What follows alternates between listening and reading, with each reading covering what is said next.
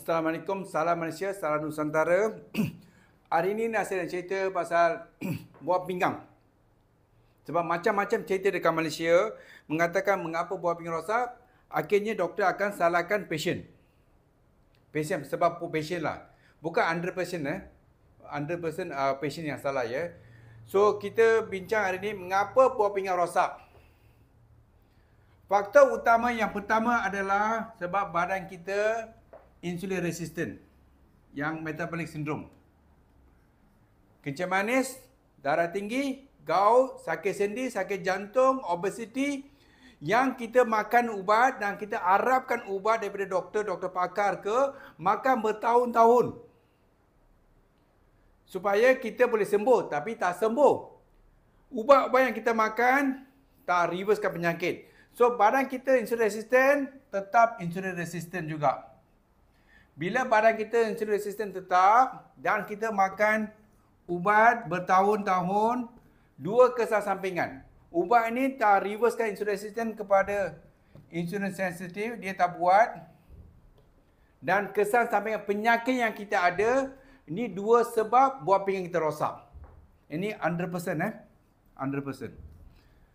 Faktor utama penyakit yang kita ada, faktor kedua ubat yang kita makan tu yang buatkan cepat merosakkan buah pinggang. Ini fakta yang kita kena terima.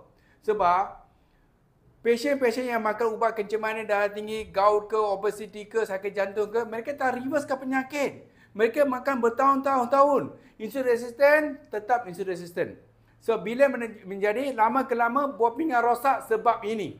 Satu, penyakit yang kita ada tak reversekan. Kedua, ubat kesan sampingan ubat yang kita makan, terutama insulin. Ini punca utama buah pinggang kita rosak. Ini punca utama. Tak ada punca lain Tak ada punca lain Almost 100% buah pinggang rosak sebab ini. Sebab itu pasien yang rajin makan ubat, kencing manis datang bertahun-tahun makan, akhirnya buah pinggang rosak. Ini punca dia. So apa yang kita kena buat? Kita kena open mind kita. Kita kena mindah. Kita keluar daripada box kita yang mengatakan ubat boleh sembuh, tak sembuh.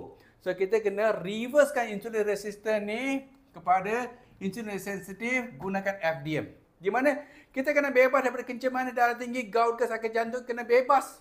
Amalkan formula Dr. Mani, kita reverse insulin sensitif, bebas daripada ubat, bebas daripada penyakit, selamat buah pinggang. Ini yang kena buat dulu. Bukan you orang bagi ubat-ubat sampai stage 5 pun harapkan doktor nefrologi akan bagi ubat yang magic. Tak, dia orang akan bagi counselling lah untuk buat dialisis saja. Ini yang berlaku dekat Malaysia. Memang sedih. Banyak benda. Dia akan psikologi patient, depression, keluarga dia, banyak problem tau. So kita kena betulkan dari awal. Kita kena reverse insulin resistant kepada sensitif, gunakan FDM. Okay? Assalamualaikum, salam Malaysia, salam sejahtera.